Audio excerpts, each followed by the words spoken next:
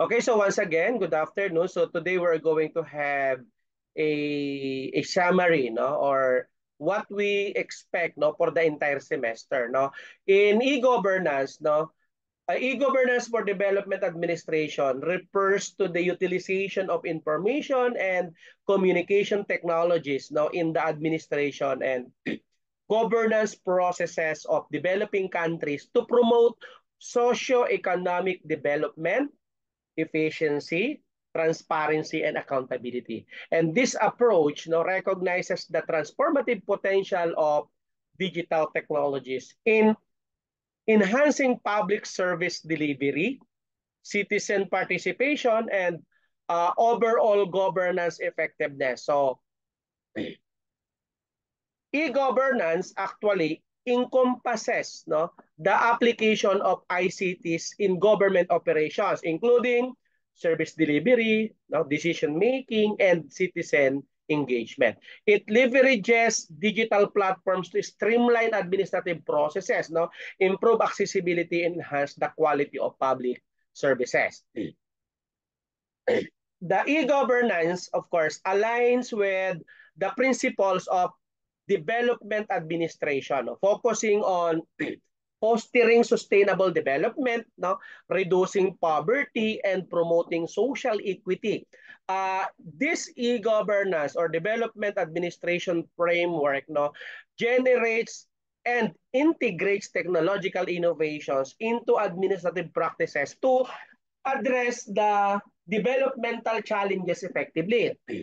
The main objective of e-governance in our, of course, in the Philippines, of course, or the primary objectives of e-governance in our country, when it comes to development administration, includes enhancing administrative efficiency, increasing transparency, no, na lagi nating narinig sa mga politicians, ano, facilitating citizen participation, improving service delivery, and fostering economic growth through innovation and digital inclusion.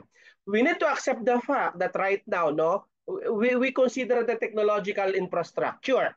So, establishing robust technological infrastructure, including reliable internet connectivity, digital digital platforms, and cybersecurity measures is fundamental for the successful implementation of e-governance initiatives in developing countries. Now, infrastructure development should prioritize of our government uh, for accessibility and affordability to ensure the inclusivity. No? So, another concern, of course, is the service delivery transformation. E-governance, no, initiatives aim to transform traditional service delivery models by digitizing administrative processes, no, implementing online service portals, and utilizing data analytics to improve service quality, no, accessibility, and responsiveness. This e-governance is also look into the citizen-centric approach because e-governance, no, promotes a citizen-centric approach to governance by empowering citizen through digital channels for accessing information, providing feedback, no, participating in decision-making processes, and accessing public services conveniently.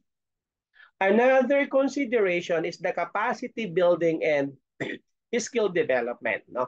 Building the capacity of government officials and stakeholders in ICT literacy, data management, and digital skills is essential for the successful adoption of and implementation actually of e-governance initiatives.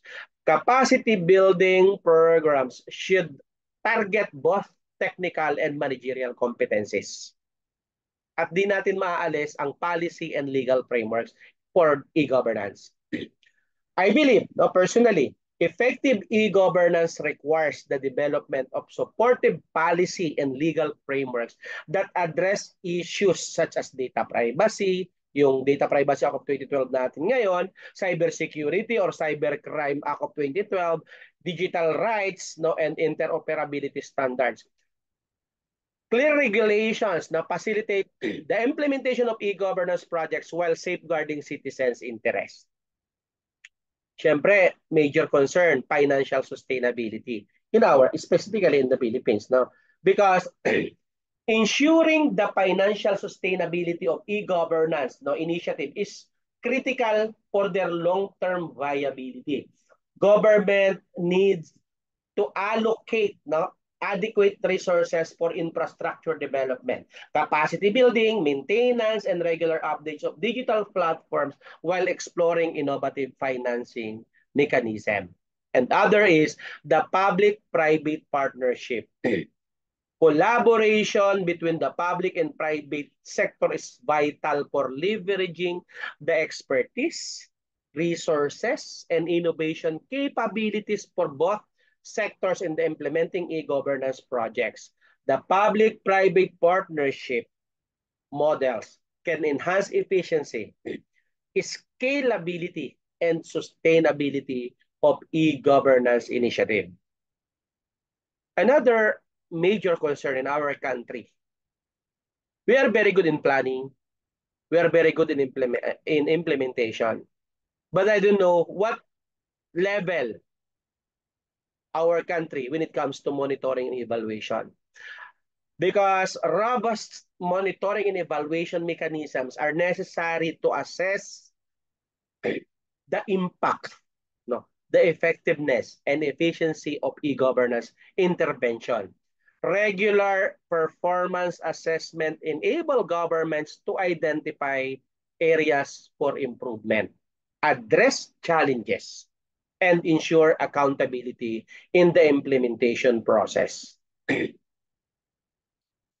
We need to consider the cross-sectoral integration. E-governance initiative should be integrated across different sectors. Alam ko, ino-observe naman na right now yan, including dyan, syempre, yung health, education, agriculture, and finance, to maximize their developmental impact. Interoperable digital platforms facilitate data sharing, coordination, and collaborations among various government agencies and stakeholders. Another, of course, is the digital inclusion and accessibility. Addressing digital divide challenges is essential to ensure that e-governance benefits its all segments of society, including marginalized communities, rural populations, and persons with disabilities. Strategies for promoting digital inclusion include expanding internet connectivity, providing affordable devices, and offering digital literacy program. A while ago, before we start, I'll encourage everyone to please do share your best practices in your different profession or your different task, yung trabaho nyo everyday, because examining and sharing successful e-governance projects and best practices from other agencies or even from other countries. Sa Pilipinas, mahilig sa benchmarking, sorry to say. And it can provide actually valuable insights and lessons for designing and implementing effective initiative tailored to the specific context and needs for developing countries. The major concern lang naman sa Pilipinas, we are proactive, pagdating sa mga benchmarking. And we crafted a good plan. We crafted a good anong tawag natin, proposal. Kaya lang sa tagal ba approve yung budget, wala na yung benchmark natin 1 year, 2 years ago kasi inabot ng 5 years bago ma-approve yung project dun sa benchmark natin. There's another challenge. I don't know, yung mga nasa government agency, lalo na kung nasa position, lalo na yung mga nasa Congress at saka Senator, try to think of it, And of course, sa e-governance, andyan po yung challenges and future directions, Despite its potential benefits, e-governance implementation faces various challenges, especially in our country, technological barriers, institutional capacity constraint, resistance to change, and cybersecurity risk. Overcoming these challenges requires concerted efforts, continuous innovation, and adapted government or governance strategies. No, e-governance for development administration is holds immense promise for promoting inclusive and sustainable development in developing countries like us by leveraging the transformation or transformative power of digital technologies to enhance governance effectiveness, improve service delivery, and empower citizens. However, no, realizing this potential requires comprehensive strategies, investment, and collaborative efforts from governments, private sector actors, civil society organizations, and international partners. No?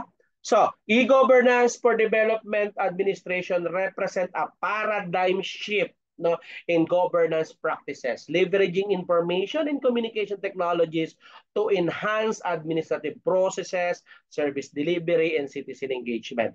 This introduction sets the stages for understanding the transformative potential and of e-governance in fostering socio-economic development, efficiency, transparency, and accountability.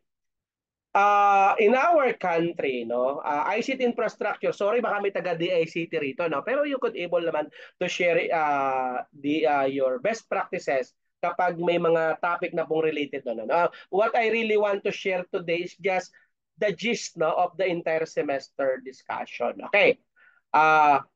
The ICT infrastructure and connectivity landscape in the Philippines, highlighting the progress made in expanding internet access and digital infrastructure across the archipelago. No? It examined challenges such as geographical constraint, uneven access, and need for investment in broadband infrastructure to bridge the digital divide. Alam ko, napakasipag naman ng mga DICT people, no, na talagang pinupunta nila yung mga liblib na lugar and so on. Okay? E-government initiatives, no, and projects undertaken by the Philippine government to modernize and administrative processes, no, improve service delivery, and enhance citizen government interaction. It explores flagship programs such as online portals, digital payment system, no, karamihan ng mga LGUs ngayon, ano, parang one-stop shop na ba ang tawag nila? Ayan. And electronic government services aim at promoting efficiency and transparency.